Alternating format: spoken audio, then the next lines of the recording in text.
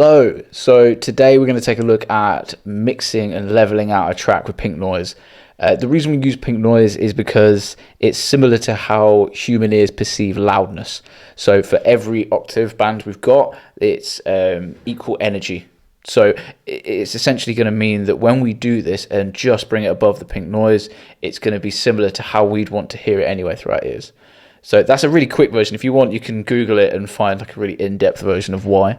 Now, some people are really a fan of this. Some people think it takes the life out of mixing, and I kind of half agree with both. It's a good way to get started, but also if you didn't just mix how you think feels good or sounds good, then you're never going to have your own kind of style, your own feel to your mixes that you do for people. So let's jump straight into it. First thing we're going to need is some pink noise, and the basic way we're going to do it is we're going to stick the pink noise going through the master output. That's going to be in mono, because when you use stereo width, that can trick your ears into thinking that certain things are louder. So we just remove the fact that that could even happen and just mono everything. I'll show you how to do that in a second. And then we're going to set that to about minus 12 dB peak. And then what we're going to do from there is just bring everything up until it's just audible above the pink noise, and then mute it, go to the next instrument, mute it, next instrument, and we're just going to go through and do all of that. You can do this with individual channels, which is what I'm going to do today, or you can level them out into groups and send them all to a bus, so drums, let's say, in a way that you think sounds nice, and then bring that bus up to just above the pink noise. So let's just go for it, and I should have some pink noise here. Yep, got it. So let's just chuck that on its own track. There we are. So the track I'm working with is just something I was messing with last night. This is not something I've prepared. I've not even tidied up the project, so you get to see how messy I am when I'm just being creative. But this is good. This is what everyone always has, such prepared projects when you're watching these videos. At least today you're going to get to see someone do it for reals, if you want to call it that. So this is going to sound awful. First thing we're going to do is down here on my master output, let's go for utility and gain. Now we're going to switch mono on. So just as a quick test, I'll mute the pink noise for now. Let's just listen to the track. So if you're wearing headphones, like I am, it's all down the center. If I go to the utility gain and turn that off, you'll feel the width come back. But that's where your ear's going to get tricked. So yeah, so it'll trick your ears because you're essentially splitting the signal across two speakers. And then that's where you start to perceive different frequencies in different positions at different levels, and it all gets very blur. So let's leave that in mono. And now the horrible bit, the pink noise is not a nice sound. So I'm going to maybe fast forward through it. I'll do a couple of instruments and then I'll fast forward through it so that you don't have to listen to it for ages. But I'll turn it all the way down. And if you really wanted to, you could get a test oscillator, which is a plugin on a MIDI channel, and you can generate your own tones. Let me do that. Oh, apologies for your ears, should have warned you. But there is a pink noise setting in there, so you can do that and just set that constantly playing if you want, which is nice. But for some reason, I just like using my my WAV file. Okay, so let's bring this up, and we want the stereo output to be showing about minus 12 dB peak. So by peak, I mean that it's not the average level, it's hitting that top is minus 12. So let's have a look. My bad, let's solo this.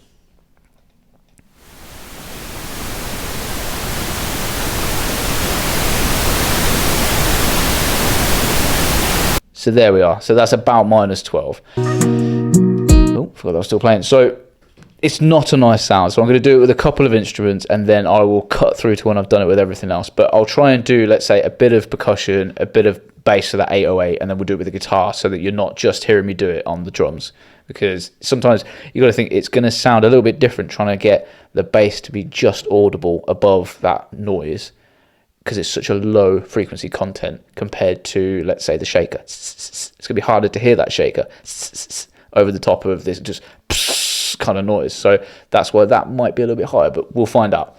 So let's start with, I should have labeled my tracks. Oh, I'm looking like such an amateur right now, but doesn't matter. I can remember. So let's just loop, let's say, this section at the end, because I think that's got a bit of everything. Oh, if it wants to let me loop. There we go. Let's go for these 4 bars. Okay. So, I mean, being honest, that sounds quite quiet. Let's bring in the white noise. Sorry, not white noise, pink noise. Correction. Okay, so warning for loud noises.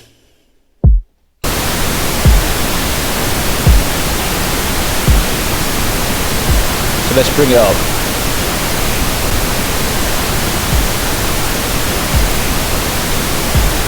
Okay, so it's audible. So we just about got that audible now. So what else have we got? Let's do, is that shaker? Is it this? So I'll turn off the kick now. Let's just get rid of that white noise for a second. Keep calling it white noise, pink noise. Yeah, so this is the shaker. So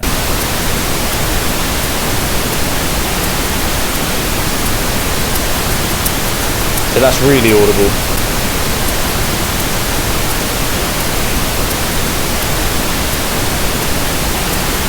Okay, so you can just hear it above the noise there. Okay, so let's go pick the 808 maybe. So here it is. So on its own, it's a bit boomy. I don't know if I'll stick with this one. It's got kind of a weird chorusy tinge to it, but anyway. So bringing in the pink noise again, ear warning.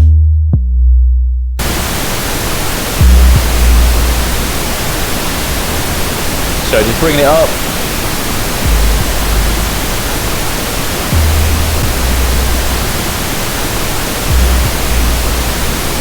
Okay, I'd say that's just audible. So I'm going to do this as a bit of a test. In one of my earlier reels that I've done over the past few days, I compared a kick and a bass leveling, and I did it on a VU meter like this. And I was hoping that I could get the kick to about -3 and the bass and the kick together hitting about 0. So I have no idea how this is going to go, but it'd be interesting to just test out. So that was the kick. Let's get the kick on its own. Just check that the pink noise is off. So this is like a side quest for this video. Oh, interesting. That's more like -4. And then if I bring that 808 in.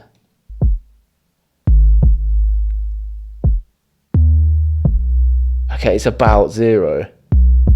It's peaking a little bit. I think I'd need to compress that bass and kind of control it a bit more. But interesting how the original reel I did was basically saying if you need to just get started on making a kick and a bass work well together, you could use a VU meter, which is average levels again, and just get the bass hitting about, the kick hitting about -3, and the bass and the kick together hitting about 0. So it's interesting that using this pink noise set at -12, you're getting around the same. So it's like everyone's got their own method of getting there, but then you'll come up with your own ways and that will become your style, and you might be the next Chris Lord Angle or whatever his name is. Okay, so we've done kick, we've done a shaker, we've done a bass. Let's do that guitar. Let's get that guitar and see if we can get that leveled out. Okay. So guitar on its own. Love this guitar sample. It's nice. Okay, so ear warning, noise is coming back in. Let's just go over here. So I'm going to bring it all the way down.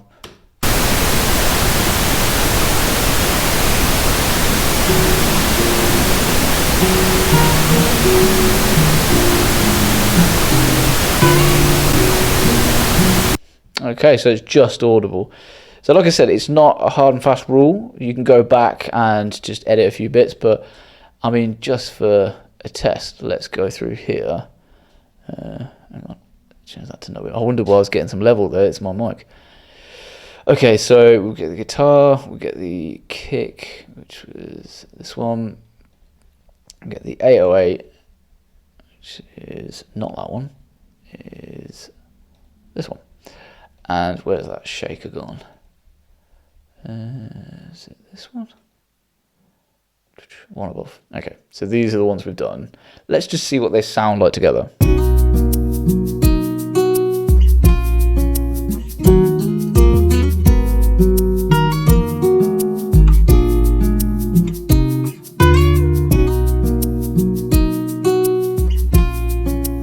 See, there you go. I mean, I've pulled the bass down a little bit because, like I said, I think I need to just work on some of the control because it's very boomy. But overall, it's sounding a lot nicer, a bit more cohesive.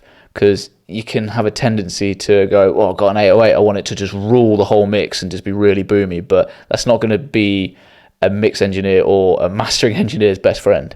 So overall, I'm just going to go over and do it for the whole track, and then I'll do a quick comparison of before and after. I'll probably bounce out the original and then bounce out the mixed one in a clean track, and we can clean project, and we'll have a look. But also, let's turn this back to stereo and see what we get.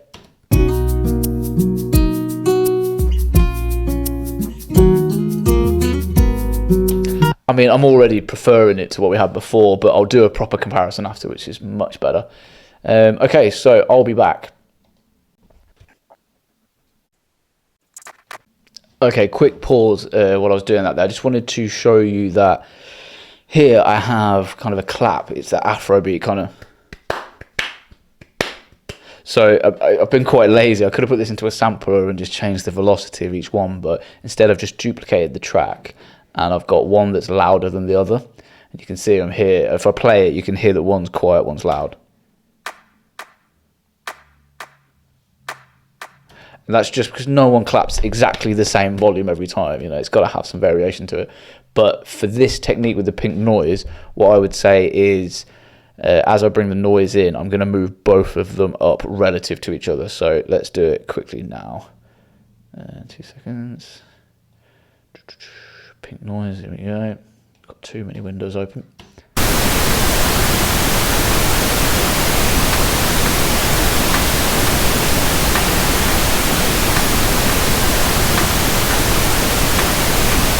There you go, just had to nudge it a little bit so that the second one was still audible, but it's essentially meant that they're still relative to each other, but later on I might find that that first one is too loud, and if I do, I'll bring both of them down relative again, because otherwise they're going to end up maybe at the same level and I've just lost that human feel of the variation in velocity.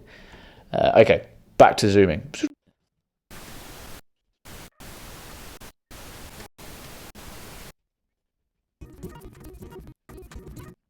Okay, so I've just finished doing just the tracks that are within this 4-bar section. So in mono, it now sounds like this.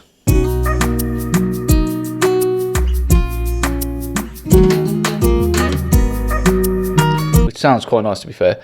Now, if I turn mono off, so this is back in stereo.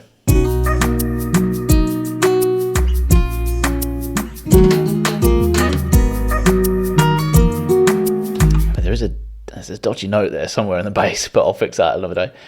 So I'll just quickly turn mono on and off so you can hear the difference. That's mono on. And mono back on.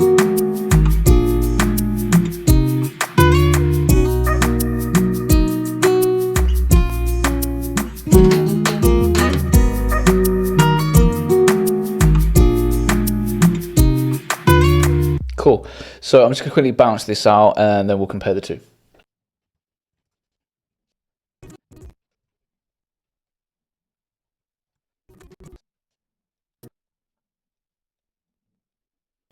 Okay, so I'm back. I've got the two bounces here. One thing I realised I didn't do in the last bit was show you what pink noise looks like. So I'm hoping I've turned the output off on this. But there you go. So let's see if I can make this a bit bigger. That is what pink noise is doing. So you see how there's more energy in this lower octave, and as we go up in octaves, the energy is dying off a little bit. But that's how we as humans perceive sound and loudness in general. So that's why this technique works, because it's as close as we can get to humans doing it. So we don't need that. Let's just get rid of that. Now let's have a quick listen. So no pink noise.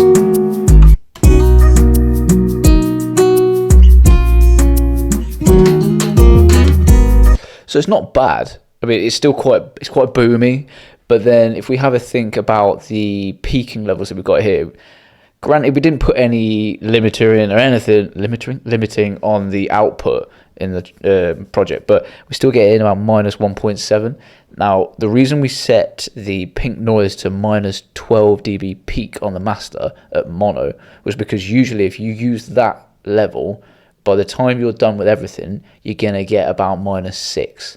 Once it's gone back to stereo, you've taken the pink noise away and you've just gone back to normal. And minus 6 is a good target to have for a mastering engineer because you're giving him 6 dBs worth of room to kind of embellish your final mix and make it radio ready, I guess. So, I mean, minus 1.7 on that. Let me just take my input off there again. So let's have another quick listen.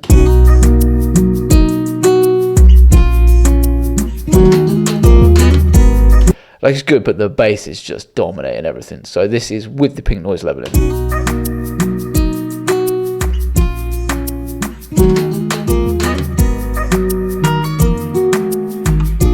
Dodgy note in the bass, but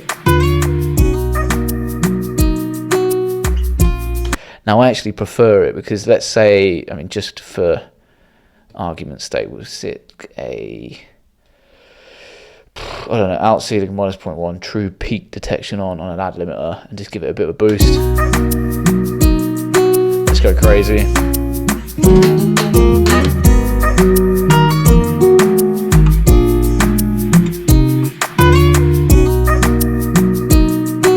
Yeah, so when we're boosting that, which is what a mastering engineer is going to do, they're going to bring it up to the right level so it sounds the same as everyone else's on Spotify and YouTube and things, although they have their own algorithm, another video.